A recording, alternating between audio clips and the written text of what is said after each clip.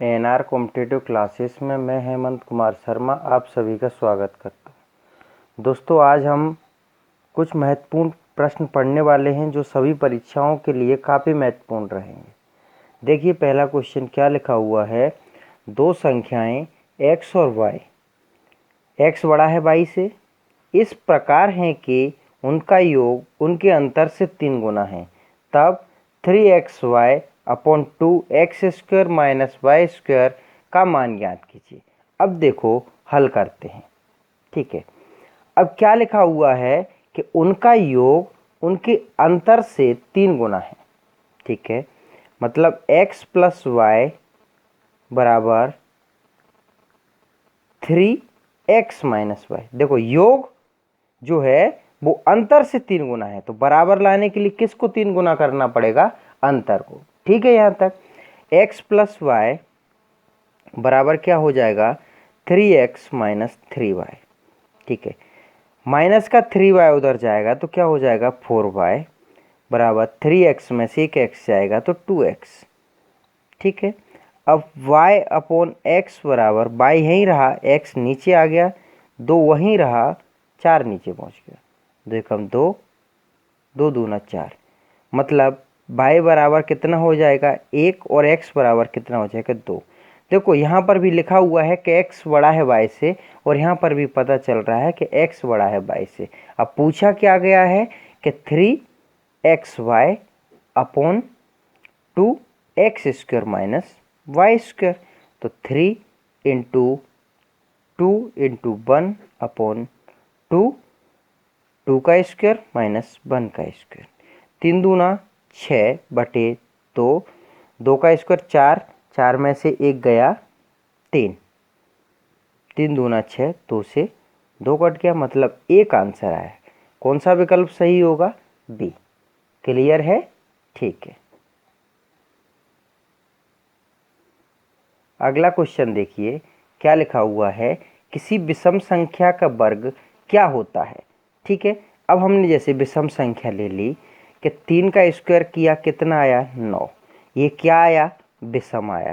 ठीक है, अब हमने और देखा, एग्जाम्पल के तौर पे देख रहे हैं कि 5 का स्क्वायर कितना आया? 25। ये भी क्या है? विषम।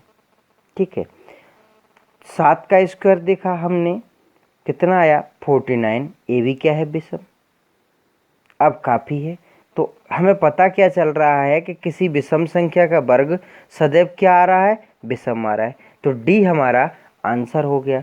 ठीक है, क्यों? विषम संख्या की परिभाषा क्या होती है? जिसमें 2 से भाग नहीं जाता है, तो ना तो 9 में भाग जा रहा है, ना 25 में, ना 49 में। आगे आप चेक करने की क्या जरूरत है, काफ़ी है। तो क्या आंसर रहेगा? सदैव विषम संख्या। क्लियर है दोस्तों? काफ़ी महत्वपूर्ण क्वेश्चन चल रहे हैं, आपको पूरे कॉन्सेप्ट से भी बता रहा हूँ, आराम से देखते चलो। अगला क्वेश्चन देखो क्या लिखा हुआ है। पूनम के थैले में कुल 125 नोट थे, कुछ 100 रुपए के हैं, कुछ 50 रुपए के। सभी नोटों का कुल मूल्य 10,000 रुपये था, तो उसमें 50 रुपए के नोटों की संख्या क्या है? काफ़ी महत्वपूर्ण है। देखो, हल करते हैं। कुल टोटल हमारे पास कितने नोट थे?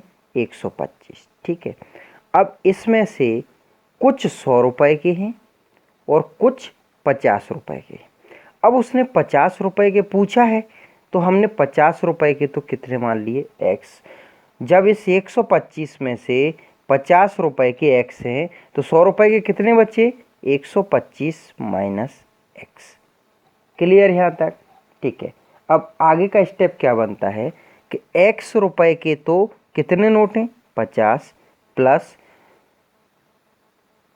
125 माइनस x कितने के हैं? 100 रुपए के हैं, तब जाकर कितने रुपए हैं? 10,000 रुपये। क्लियर है? ठीक है, ये हो जाएगा 50x प्लस ये हो जाएगा 12,500 माइनस 100x बराबर 10,000। ठीक है, बिल्कुल बेसिक मेथड है और क्वेश्चन बहुत महत्वपूर्ण है, ध्यान से समझो। 12,500 में से 10,000 गए तो 2,500, माइनस के 100x में से 50x जाएंगे तो माइनस के 50x बराबर 0। 2,500 बराबर 50x। 0 से 0 कट गया, 5 से 50 बार में, 50 बराबर x। तो देखो x की वैल्यू कितनी आ गई, 50। मतलब 50 रुपए के कितने नोट हैं, 50। ठीक है, अगला क्वेश्चन देखो क्या लिखा हुआ है। यदि a बराबर 1.2, बी बराबर 2.1 तथा c बराबर -3.3, तो a cube plus b cube plus c cube minus 3abc का मान ज्ञात कीजिए।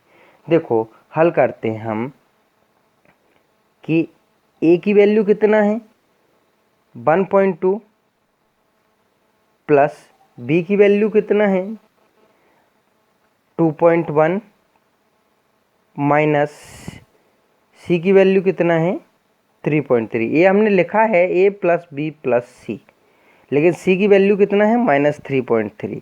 तो अब ये कितना आ गया 0 बराबर a plus B plus C. ठीक है, देखो यदि हम जानते हैं कि a plus B plus C बराबर 0 हो तो फॉर्मूला क्या होता है हमारा, A cube plus B cube plus C cube बराबर 3abc।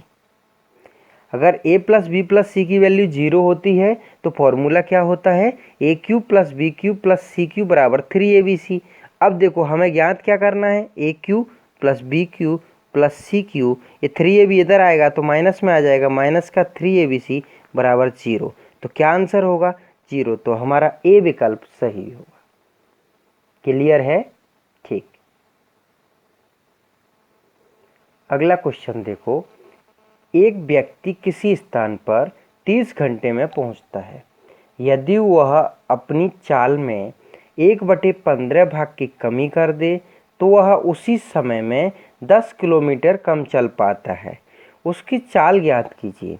पहला विकल्प 6 किलोमीटर प्रति घंटा, 5.5 किलोमीटर प्रति घंटा, 4 किलोमीटर प्रति घंटा और 5 किलोमीटर प्रति घंटा। देखो हल करते हैं, कितना समय दे रखा है 30 घंटे में, निकालना हमें क्या है चाल। ठीक है, अब चाल बराबर क्या होता है, दूरी बटे समय। ठीक है, अब दूरी तो हमने x मान ली और वो कितना चल पाता है 30 घंटे में, ये हमारा पहली कंडीशन हो गई। अब उसने बोला है कि चाल में 1/15 भाग की कमी कर दे, मतलब अब जो चाल है 15 में से 1 कम कर देता है तो 14/15 से चलता है, तब उसे 10 किलोमीटर कम चल पाता है। मतलब इस x में से कितना चल पाता है 10 किलोमीटर उसी समय में, मतलब 30 घंटे में। ये दूसरी वैल्यू हो गई। ठीक है, अब मैं चाल की जगह पर कितना लिख सकता हूँ x/30, तो x/30 इंटू 14/15 बराबर x माइनस 10/30।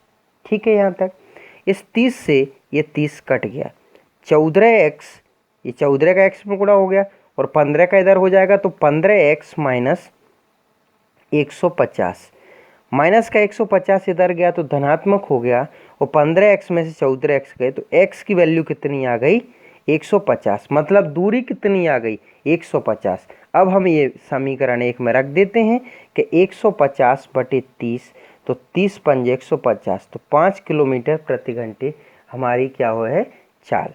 ठीक है, तो डी आंसर है इसका।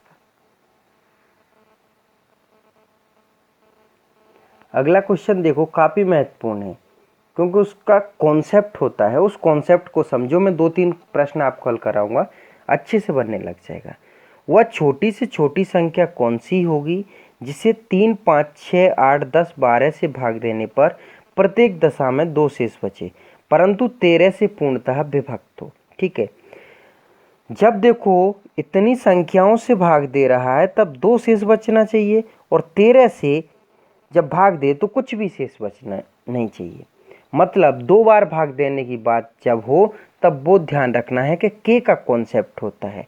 अब कैसे हल करते हैं इसको, देखो छोटी से छोटी की बात की गई है, मतलब एलसीएम लेना पड़ेगा।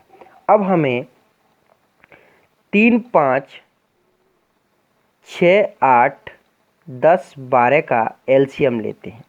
ठीक है, हम क्या ले रहे हैं एलसीएम। देखो डंडे खींच के मेन मेथड से तो मैंने टॉपिक में लिखाना सिखा दिया, यहाँ ट्रिक से समझ लो, ध्यान से समझना। देखो पहले 3 है, 3 जैसा का जैसा लिख लिया, उसका गुणनखंड कुछ नहीं होता। 5 जैसे लिख लिया, जैसा का जैसा। अब 6 की बात करते तो 6 का गुणनखंड क्या होता है, 3 इंटू 2। तो देखो 3 तो लिख लिया है, अब किसकी ज़रूरत है, 2 की। अब 8 का गुणनखंड क्या होता है, 2 इंटू 2 इंटू 2, तो 1 2 तो है, अब ये 2 और 2 और ले लिए। देखो कोई भी संख्या रिपीट नहीं होना चाहिए, ये शॉर्ट ट्रिक्स होती है। अब 10 की बात कर रहे हैं तो 10 क्या होता है, 5 दूना 10, 5 भी ले लिया 2 भी ले लिया, ठीक है। अब 12 क्या होता है, 3 चौक 12, तो 3 भी है और ये 4 भी है, मतलब ये एलसीएम होगा। तो 5 15 दूना 30 दूना 60 दूना 120, 120 हमारा क्या आ गया, एलसीएम। अब जो शेष बचता है उसको जोड़ के लिखते हैं ऐसे, और एलसीएम के बाजू में के लिखते हैं। अब के की वैल्यू इन विकल्पों को देखकर मन से सोचते हैं, ठीक है, कि जाना कहाँ तक है। अब देखो 312 तक जाना है, तो 12 का पहाड़ा पढ़ो, 12 एकम 12, 12 दूना 24, 12 ती 36। अगर के की वैल्यू 3 रखते हैं तो ये बनता है 362। पहला विकल्प नहीं मिला तो ये गलत है। जो के की वैल्यू रखने के बाद विकल्प नहीं मिलेगा वो गलत आंसर होगा। अब हमें 962 तक जाना है, तो 12 का पहाड़ा पढ़ो, 12 ती 36, 12 चौक 48, 12 पंच 60, 12 छक्की 72, 12 सत्ते 84, 12 अट्ठे 96। देखो अगर के की वैल्यू 8 होती तो ये हो जाएगा 120 अट्ठे 960 और 2 962। अब 962 मिल रहा है, जो मिलता है उसको चेक करते हैं, किससे भाग देना है, 13 से। ध्यान से समझना, एक कॉन्सेप्ट है, बहुत महत्वपूर्ण है। अब अगर हम 13 से डायरेक्ट ऐसे भाग देंगे कि 962 में 13 से भाग देते हैं तो काफ़ी वक्त लग जाता है। अब यहाँ पर आप भाज्यता के नियम समझ लो कि 13 की भाज्यता का नियम क्या होता है। इकाई अंक को, देखो भाज्यता के नियम जरूर याद रखा करो, इकाई अंक को 4 से गुणा करके, 4 से गुणा करके शेष अंकों में जोड़ना है, ठीक है। अब देखो 2 में मैंने 4 से गुणा किया, कितना आया, 8। शेष संख्या था मेरा 96 में 8 जोड़ा, कितना हो गया, 104। देखो 104 13 से कटता है, 13 अट्ठे 104, तो 962 13 से कटेगा, तो 962 इस क्वेश्चन का सही आंसर होगा। देखो मैं फिर से कह रहा हूँ, 3 क्वेश्चन तो मैं ही करा रहा हूँ, आप ध्यान से इन क्वेश्चन को हल करना और अच्छे से समझना, ये बहुत महत्वपूर्ण है और तरीका बहुत सरल है। के की वैल्यू कैसे सोचते हैं, ऑप्शन से। देखो अगले क्वेश्चन में, देखो अगला क्वेश्चन क्या लिखा हुआ है, वह छोटी से छोटी संख्या कौन सी होगी जिसे 5 6 8 9 12 से भाग देने पर प्रत्येक दशा में एक शेष बचे परंतु 13 से पूर्णतः विभक्त हो। देखो उसी तरीके का क्वेश्चन है। अब हम हल करते हैं कि सबसे पहले हमने एलसीएम लेना है 5 6 8 9 12 का, ठीक है, एलसीएम। अब देखो शॉर्ट ट्रिक से ही लेते हैं। 5 का गुणनखंड कुछ नहीं होता, जैसा का जैसा। 6 क्या होता है, 3 दूना 6, ठीक है। 8 क्या होता है, 2 दूना 4 दूना 8, 1 2 है तो 2 बार 2 और लिख लिया। 9 क्या होता है, 3 तरह का 9, तो 1 3 तो है, ये 3। अब 12 क्या होता है, तिचौक 12, तो 3 भी है और 4 भी है, ये इसका एलसीएम होगा। देखो अगर आपको इस तरीके से एलसीएम लेने में दिक्कत हो तो आप ऐसा करना कि 5 6 8 9 12 लिखना और डंडे खींच के एलसीएम ले लेना, ठीक है ना। तो 5 थी 15 दूना 30 दूना 60 दूना 120 और 360, 360 हमारा क्या आया, एलसीएम आया। कितना शेष बचना है, 1 + 1 करके लिख दिया और के लगा दिया। अब देखो हमें कहाँ तक जाना है, 361 तक। तो अगर एक वैल्यू रखा हमने तो 360 एकम 360 और एक 361, 361 मिला, तो अब हमें 13 से भाग देकर चेक करना पड़ेगा। अभी मैंने भाज्यता का नियम क्या पढ़ाया था कि इकाई अंक में 4 से गुणा करके, मतलब 4, और शेष अंकों में जोड़ना है। तो 36 और 40 13 से नहीं कटता है, तो ये गलत आंसर है पहला। अब हम 721 की बात करते हैं कि पहले 721 भागे 13 लिखा, 1 चौक 4, 72 थे, 76/13, तो 13 से 76 भी नहीं कटता है, ये भी गलत आंसर है। अब हमने लिखा 1801 भागे 13, तो 1 चौक 4 और 180 में 4 को जोड़ दिया तो 184।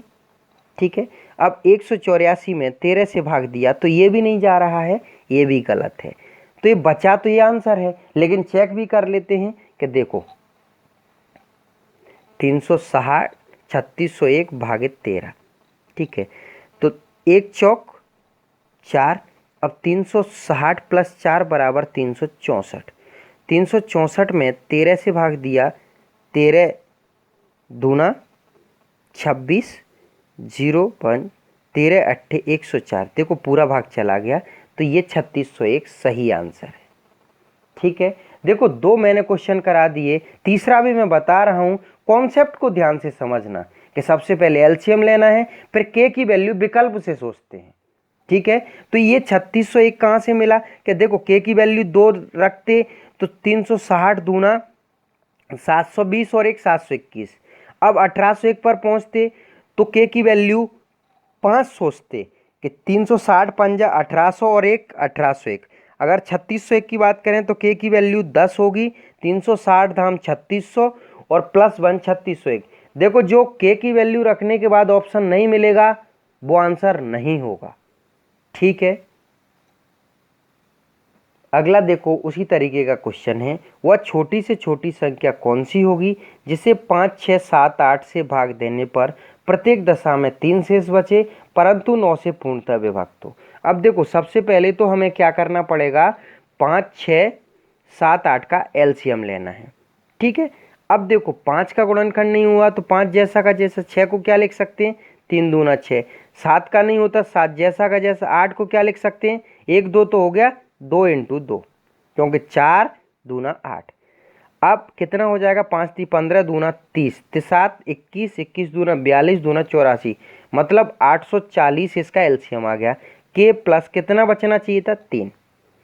अब हमें देखो कहाँ तक जाना है 1600 तक, तो देखो अगर के की वैल्यू 2 होती तो 840 दूना 1680 और 3 1683। तो देखो पहला ऑप्शन तो मिला ही नहीं, दूसरा 1683 मिला। अब मिला तो चेक करते हैं, कैसे भाग देना है 9 से। अब 9 की भाज्यता का नियम समझ लो कि सभी का योग 9 से विभक्त हो, सभी का योग 9 से विभक्त हो। ठीक है, देखो अब हम कंपटीशन की तैयारी कर रहे हैं तो इस तरीके से तो सब में भाग दे दे के नहीं देखेंगे, कुछ शॉर्ट ट्रिक्स भी मेथड अपनाने हमें। ठीक है, अब देखो सभी का योग 9 से विभक्त हो तो 1 + 6 + 8 + 3, 1 और 6 कितना हो गया 7 और 8 7 15 और 3 कितना हो गया 18। देखो 18 9 से कट जाता है तो 1683 भी 9 से कट जाएगा, ये सही आंसर है। ठीक है, अगर देखो ये 25 और 23 और 23 63 अगर हमें मिलते भी हैं तो भी आंसर 1683 होगा, क्योंकि उसने क्या कहा है छोटी से छोटी, क्योंकि इन दोनों में छोटी क्या है, जब पहले ही आंसर मिल गया तो आगे नहीं जाना है। ठीक है ना, देखो मैंने आपको इस तरीके के 3 सवाल करा दिए, अब आपसे बनना चाहिए। ठीक, अगला क्वेश्चन देखो क्या लिखा हुआ है, एक कमरा 15 मीटर और 17 सेंटीमीटर लंबा है तथा 9 मीटर 2 सेंटीमीटर चौड़ा है। उसकी छत के निचले भाग में कम से कम कितनी वर्गाकार टाइल्स लगेंगी। अब देखो ध्यान से समझो, सबसे पहले वो बोला है कि छत के निचले भाग में कितनी टाइल्स लगेंगी। ठीक है, अब सबसे पहले तुम्हें टाइल्स का साइज पता होना चाहिए, तो क्या पूछोगे आप अपने आप से कि बड़ी से बड़ी टाइल्स कौन सी होगी। ठीक है, अब बड़ी से बड़ी की बात होती है तो एचसीएफ की बात होती है, महत्तम समावर्तक की। 15 मीटर और 17 सेंटीमीटर को मैं क्या लिख सकता हूँ 1517 सेंटीमीटर, क्योंकि 1 मीटर में 100 सेंटीमीटर, तो 1500 सेंटीमीटर प्लस 17 सेंटीमीटर मतलब 1517 सेंटीमीटर। 9 मीटर 2 सेंटीमीटर मतलब 902 सेंटीमीटर। अब बड़ी से बड़ी का मतलब क्या होता है एचसीएफ, महत्तम। ठीक है, अब हमें महत्तम निकालना है, तो महत्तम किससे निकाला जाता है भागफल विधि से। तो छोटी संख्या में बड़ी संख्या, छोटी संख्या से बड़ी संख्या में भाग दिया जाता है, ये भागफल विधि होती है। तो 902 एकम 902, ये बच गया 615। अब 615 छोटी संख्या, 902 बड़ी संख्या है, तो भाग दिया 615 एकम 615। कितना बच गया, 12 में से 5 गए 7, 10 में से 2 गए 8, 287 बच गया। अब 287 छोटा है 615, 2 बार में दिया, 7 दूना 14 4, हासिल की 1, 8 दूना 16 1 17 की 7, हासिल की 1 2 4 1 5, 1 4 41। अब 41 छोटा है और 287 बड़ा है। 41 सत्ते 287, जहाँ पूरा कट जाता है वो उसका एचसीएफ होता है। तो अब हमें पता चल गया कि टाइल्स का साइज क्या है, 41 सेंटीमीटर है। ठीक है, अब उसने पूछा कितनी वर्गाकार टाइल्स, मतलब ऊपर तो कैसा है, वो आयताकार है, आयत का क्षेत्रफल क्या होता है, लंबाई गुणित चौड़ाई, और लगाना कैसा है, 41 बाई 41 की है। ठीक है, तो 41 37 1517 और 41 22 902। अब 37 इंटू 22 बराबर 814।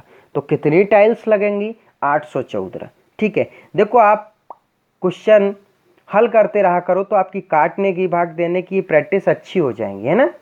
ठीक है,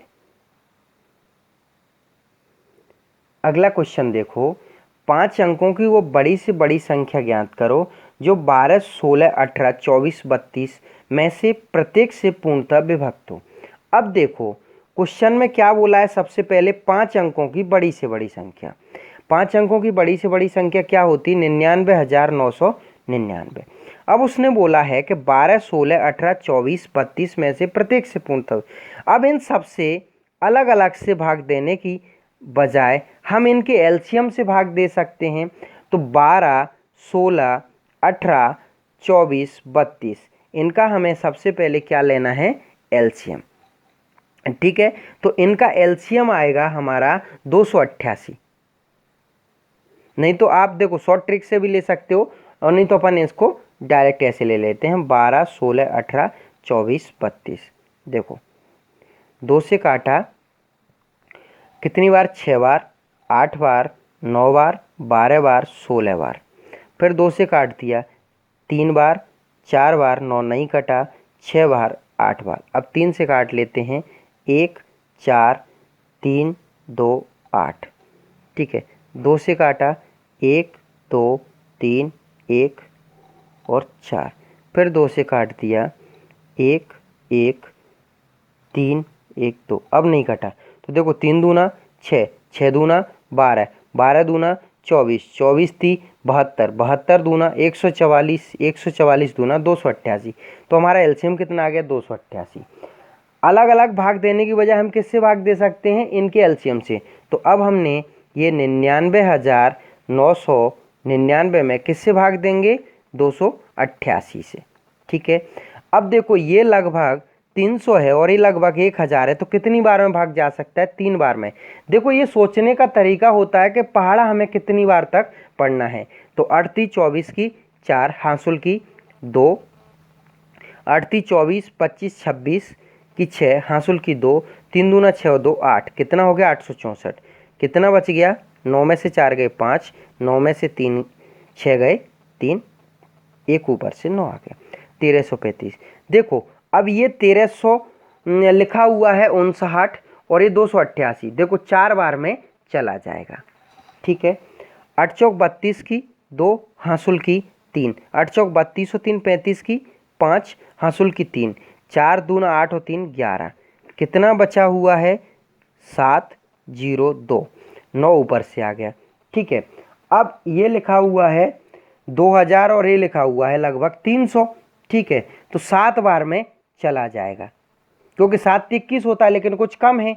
तो अब देखते हैं, 7 8 56 की 6, हासिल की 5, 7 8 56 और 5 61 की 1, हासिल की 6, 7 दूना 14 6 20 चला गया, कितना बच गया 63। उसने क्या कहा है, पूर्णतः विभक्त हो। पूर्णतः का मतलब होता है कुछ भी बचना नहीं चाहिए था, ये 63 बचना नहीं चाहिए था। तो इसमें से घटा लेते हैं कि 9 में से 3 गए 6 और 9 में से 6 गए 3, तो 99,936 वो संख्या होगी जो 12, 16, 18, 24, 32 में से प्रत्येक से पूर्णतः विभक्त होगी। दोस्तों काफ़ी महत्वपूर्ण क्वेश्चन थे, मैंने जितने कराए हैं और ऐसे ही मैं आगे कराते रहूँगा। टॉपिक वाइज भी महत्वपूर्ण क्वेश्चन, कॉन्सेप्ट, आप बस नियमित वीडियो देखते रहा करो। अगर आपको मेरे वीडियो पसंद आते हैं तो प्लीज़ चैनल को लाइक, शेयर एंड सब्सक्राइब जरूर किया करो। धन्यवाद।